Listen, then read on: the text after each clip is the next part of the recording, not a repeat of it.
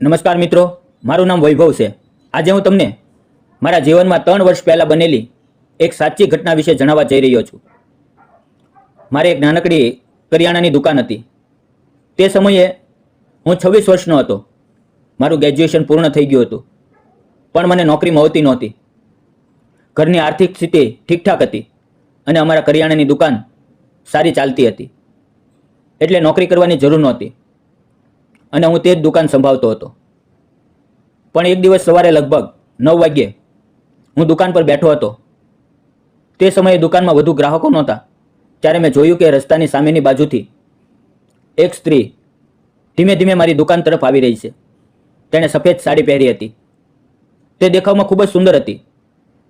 તેના માથે પાલવ હતો, પણ તેના ચહેરા પર એક વિચિત્ર શાંતિ, દુઃખ અને એકલતા ઝલકતી હતી. તે દુકાને આવી. હું તેની તરફ જોતો રહ્યો, પણ તેણે મારી તરફ જોવાની હિંમત ન કરી. તેણે કહ્યું, 1 કિલો ખાંડ, 1 ચાની પત્તીનું પેકેટ અને 2 વ્હીલ સાબુ આપો. મેં કહ્યું, હા, હમણાં આપું છું, અને મેં બધી વસ્તુઓ કાઢીને કાઉન્ટર ઉપર મૂકી દીધી. જ્યારે મેં તેના ચહેરાને ધ્યાનથી જોયો તો મને ખ્યાલ આવ્યો કે તે અમારા ગામના પાંડુ કાકાની દીકરી અબોલી છે. તેના લગ્ન 2 વર્ષ પહેલાં થયા હતા, પણ હવે તેણે સફેદ સાડી કેમ પહેરી હતી? તેના કપાળે ન તો બિંદી હતી, ન સિંદૂર. મેં પૂછ્યું, અબોલી તું? તેણે મારી તરફ જોયું અને હળવું હસી. મેં પૂછ્યું, તે સફેદ સાડી કેમ પહેરી છે? ત્યારે તેની આંખોમાંથી આંસુ વહેવા લાગ્યા. તેણે કહ્યું, વૈભવ, મારા લગ્ન 2 વર્ષ પહેલાં થયા હતા. બધું ખૂબ સારું ચાલતું હતું. મારો પતિ મને ખૂબ પ્રેમ કરતો હતો. તે એક સારી કંપનીમાં નોકરી કરતો હતો. પણ એક દિવસ તેનો અકસ્માત થયો અને તેમાં જ તેનું મૃત્યુ થયું. તેના જવાથી મને સમજાતું નહોતું કે જીવનને આગળ કેવી રીતે લઈ જાઉં. મેં 2 વર્ષ સુધી ત્યાં રહીને બધું સહન કર્યું, પણ હવે થોડા દિવસ પહેલાં હું પાછી ગામડે આવી ગઈ છું અને હવે અહીંયા જ રહીશ. એટલું કહીને તેણે આંસુ લૂછી લીધા. મેં કહ્યું, સોરી, મારે તારું દુઃખ યાદ ન અપાવવું જોઈએ. તે બોલી, સોરી કેમ બોલે છે? મેં તો ફક્ત મારા જીવનની સચ્ચાઈ જણાવી. મને તેના ઘરની હાલતની ખબર હતી. તે ખૂબ ગરીબ હતા. મને ખૂબ ખરાબ લાગ્યું. તેણે પૂછ્યું, કેટલા પૈસા થયા? મેં કહ્યું, છોડ, રહેવા દે, પૈસા નથી જોઈતા. પણ તેણે મારી વાત ન માની. તેણે 100 રૂપિયા કાઢીને મારા હાથમાં મૂકી દીધા અને પાછું વળીને જવા લાગી. મેં અવાજ આપ્યો, અરે પૈસા નથી જોઈતા. મેં કહ્યું ને, ઓછામાં ઓછું બાકીના પૈસા તો લઈ લે. તેણે હસીને બાકીના પૈસા લીધા અને ચાલી ગઈ. હવે મિત્રો, સાચું કહું તો અમે બંને એક જ શાળામાં ભણતા હતા, એક જ વર્ગમાં 10મા સુધી સાથે હતા. મને તે ત્યારે પણ ખૂબ ગમતી હતી. શાળામાં હું તેને છુપી છુપીને જોતો હતો, પણ તે સમયે સમજ નહોતી કે આ પ્રેમ છે. 10મા પછી અમે અલગ અલગ કોલેજમાં ગયા અને પછી અમારો સંપર્ક તૂટી ગયો. આજે પહેલી વાર મેં તેને ફરીથી જોઈ અને તરત જ ઓળખી લીધી. હવે તે દર 2-3 દિવસે મારી દુકાને આવવા લાગી. ધીમે ધીમે અમારી વચ્ચે વાતચીત વધવા લાગી. એક દિવસ મેં તેને કહ્યું, તું આ સફેદ સાડી ન પહેર, તને એમાં જોવી સારી નથી લાગતી. તે પછી જ્યારે તે દુકાને આવવા લાગી ત્યારે તેણે સફેદ સાડી પહેરવાનું બંધ કરી દીધું અને અલગ અલગ રંગની સાડીઓ પહેરીને આવવા લાગી.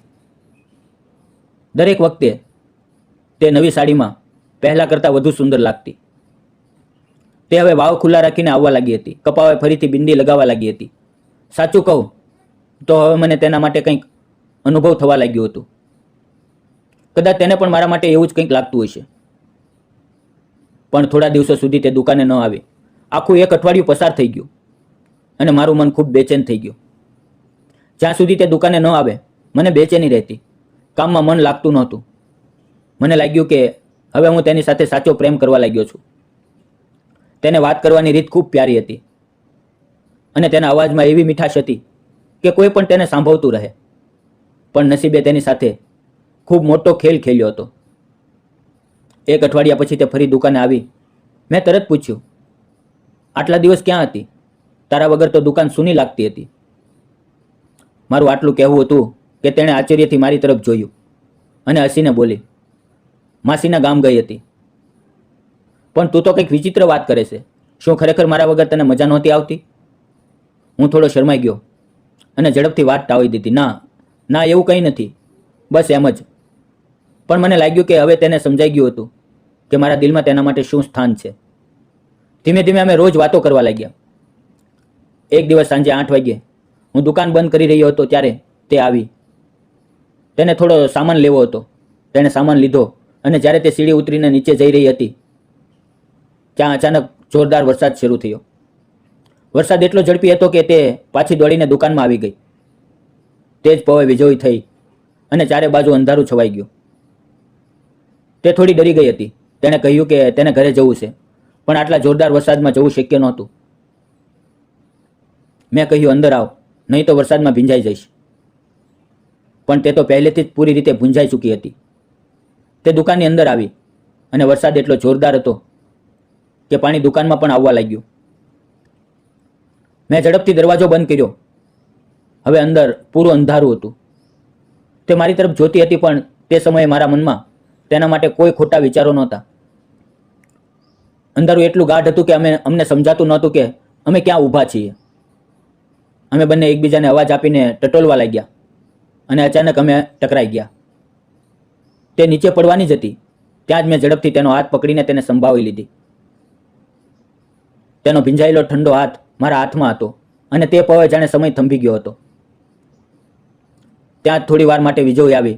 તેના પ્રકાશમાં તેના ચહેરા પર પડતા પાણીના ટીપા હીરાની જેમ ચમકતા હતા. થોડી જ પવોમાં વીજળી ફરી ગઈ. મેં તેનો હાથ ધીમે રહીને છોડી દીધો અને ટટોલીને દિવાસળી અને મીણબત્તી કાઢી. તેણે મીણબત્તી સળગાવી અને જેવી હળવી રોશની ફેલાઈ, માહોલમાં એક વિચિત્ર ગરમાહટ આવી ગઈ.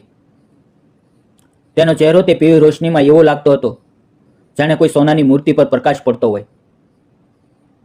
એક પળ માટે મને લાગ્યું કે તેનો ચહેરો હાથમાં લઈને તેના ગાલ અને વાવને હળવો સ્પર્શ કરું, પણ મેં મારા મનને રોક્યું. અમારી પાસે તે સમયે મોબાઈલ પણ નહોતો, એટલે અમે ફક્ત વાતોમાં સમય પસાર કરવાનું નક્કી કર્યું. અમે બંને નીચે જમીન પર બેસી ગયા અને એકબીજા વિશે વાતો કરવા લાગ્યા. તે બોલી, તારા લગ્ન થયા છે? મેં કહ્યું, ના. તેણે પૂછ્યું, કેમ? અત્યાર સુધી લગ્ન કેમ ન કર્યા? મેં હસતા હસતા કહ્યું, કોશિશ તો ચાલે છે, પણ સાચી છોકરી મળતી જ નથી. તે હસીને બોલી, અરે તું તો દેખાવમાં આટલો સારો લાગે છે, તો પણ છોકરી નથી મળતી. તો તને કેવી છોકરી જોઈએ? હું થોડી વાર માટે ચૂપ રહ્યો. તેની આંખોમાં જોયું અને કહ્યું, જેવી તું છે. જો એવી મળી જાય તો મને બીજું કંઈ નથી જોઈતું. આ વાત સાંભળીને તે શરમાઈ ગઈ. મેં તેનો હાથ પોતાના હાથમાં લીધો અને કહ્યું, અબોલી, મારે તારી સાથે થોડી વાત કરવી છે. તેણે મારી આંખોમાં જોતા કહ્યું, બોલ. મેં થોડી ગભરાહટ સાથે કહ્યું, અબોલી, મને તું ખૂબ ગમે છે. તે કંઈ બોલી નહીં. હું મારી જાતને રોકી ન શક્યો. મેં તેનો નાજુક ચહેરો મારા બંને હાથમાં લીધો, પણ તે બિંદાસ ચૂપચાપ ત્યાંથી ચાલી ગઈ. 3 દિવસ વીતી ગયા, પણ તે દુકાને પાછી ન આવી. હવે મારું મન બેચેન થવા લાગ્યું. મને લાગ્યું કે મારાથી ખૂબ મોટી ભૂલ થઈ ગઈ. હું તેની માફી માંગવા માંગતો હતો. તેને કહેવા માંગતો હતો કે મારો ઈરાદો ખરાબ નહોતો. ચોથા દિવસે તે આવી.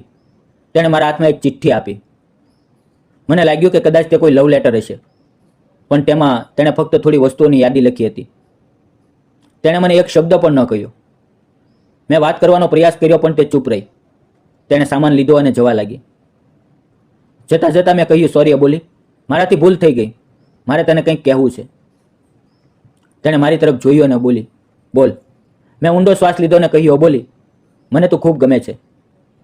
હું તારી સાથે લગ્ન કરવા માંગુ છું. શું તું મારી સાથે લગ્ન કરીશ? આ સાંભળતા જ તેણે મારી તરફ જોયું. તેની આંખો આંસુથી ભરાઈ ગઈ અને બિંદાસ ચૂપચાપ તે ચાલીની. મને ખૂબ ખરાબ લાગ્યું. કદાચ મેં તેને કહ્યું ગમ્યું નહીં, પણ તેણે મને નહોતું ગમતું. હું દરેક પળ તેના વિશે જ વિચારતો રહેતો હતો. તે મારા દિલમાં ઘર કરી ગઈ હતી. થોડા દિવસો પછી તે ફરી દુકાને આવી. મેં તરત પૂછ્યું, અબોલી, શું થયું? મેં તને કંઈક પૂછ્યું હતું. તે બોલી, મારે પણ તારી સાથે વાત કરવી છે, પણ અહીંયા નહીં. આપણે ક્યાંક બહાર જઈએ. મેં દુકાન બંધ કરી અને મારી 2 વ્હીલર બહાર કાઢી. અમે ગામથી લગભગ 12 કિલોમીટર દૂર એક બાગમાં ગયા. ત્યાં મેં કહ્યું, બોલ અબોલી, શું કહેવું છે? તેણે ઊંડો શ્વાસ લીધો અને કહ્યું, જો વૈભવ, મારા લગ્ન પહેલેથી જ થઈ ગયા છે. હું તને ગમું છું, પણ હું નથી ઈચ્છતી કે મારા કારણે તારું જીવન બરબાદ થાય. તને ખૂબ સારી છોકરીઓ મળશે, હું નથી ઈચ્છતી કે તું તારું ભવિષ્ય મારા જેવી છોકરીના દાવ પર લગાવે. તેની વાત સાંભળીને મારી આંખોમાં આંસુ આવી ગયા. મેં કહ્યું, હો બોલી, મને બીજા કોઈની જરૂર નથી, મને ફક્ત તું જોઈએ. જો આ પ્રેમ સાચો છે તો તારો ભૂતકાળ મારા માટે મહત્વ નથી રાખતો. આ સાંભળીને તેની આંખોમાંથી આંસુ ટપકવા લાગ્યા. તેણે મને કસીને ગળે લગાડ્યો. અમે બંને એકબીજાની બાહોમાં ઘણીવાર એમ જ ઊભા રહ્યા. તે પળે જાણે બધા દુઃખ ભૂસાઈ ગયા હતા. અબોલીના ચહેરા પર સુકૂન હતું, એક નવી આશા હતી. મેં તેને કહ્યું કે તે પોતાના ઘરવાળા સાથે વાત કરે, પણ તે હસીને બોલી, તું તારા માતા પિતાને લઈને આવ. મારા ઘરે આવીને ઔપચારિક રીતે વાત કર. મેં ઘરે જઈને માતા પિતા સાથે વાત કરી. શરૂઆતમાં તેણે ના પાડી, કહ્યું કે વિધવા છોકરી સાથે લગ્ન કરવું સમાજમાં સારું નથી ગણાતું. પણ મેં અટ કરી સમજાવ્યું કે મને તેના ભૂતકાળથી નહીં પણ તેની માનવતાથી પ્રેમ છે. આખરે મારા સાચા પ્રેમ સામે તેમણે પર હાર માની લીધી. પછી અમે બધા તેના ઘરે ગયા અને ત્યાં વાત કરી. તેના પિતાએ મારો હાથ પકડ્યો, મારી પીઠ થપથપાવીને કહ્યું, તું સારો દીકરો છે, મને તારા પર વિશ્વાસ છે. તેમણે લગ્ન માટે હા પાડી. થોડા દિવસો પછી અમારા લગ્ન થયા. તે દિવસે અમે બંને ખૂબ ખુશ હતા. અમને લાગતું હતું કે આખી દુનિયા અમારા ચરણોમાં છે. તે સાંજે અમે એકબીજાની બાહોમાં સમાઈ ગયા, અમારા પ્રેમની ગરમાહટનો અનુભવ કર્યો અને અમારા નવા જીવનની શરૂઆત કરી. મિત્રો, ક્યારેક જીવન પોતે જ નવી શરૂઆતનો મોકો આપે છે. દુઃખ, દર્દ અને એકલતામાંથી બહાર નીકળવા માટે કોઈનો સાથ ખૂબ જરૂરી હોય છે. સાચો પ્રેમ નસીબથી મળે છે, પણ તેને સ્વીકારવાની હિંમત આપણા હાથમાં હોય છે. જીવનને ફરીથી શરૂ કરવામાં મોડું થતું નથી, બસ દિલ ખુલ્લું હોવું જોઈએ. મિત્રો, આ વાર્તા તમને કેવી લાગી કોમેન્ટમાં જરૂર જણાવજો. અને જો તમને ગમી હોય તો વિડીયોને લાઈક કરો, શેર કરો અને ચેનલને સબસ્ક્રાઈબ કરવાનું ના ભૂલતા. મિત્રો, વિડીયોમાં આવેલા નામ, પાત્ર અને ઘટના ફક્ત કાલ્પનિક હતા. તેનો કોઈ પણ વ્યક્તિ, જાતિ કે ધર્મ સાથે સંબંધ નથી.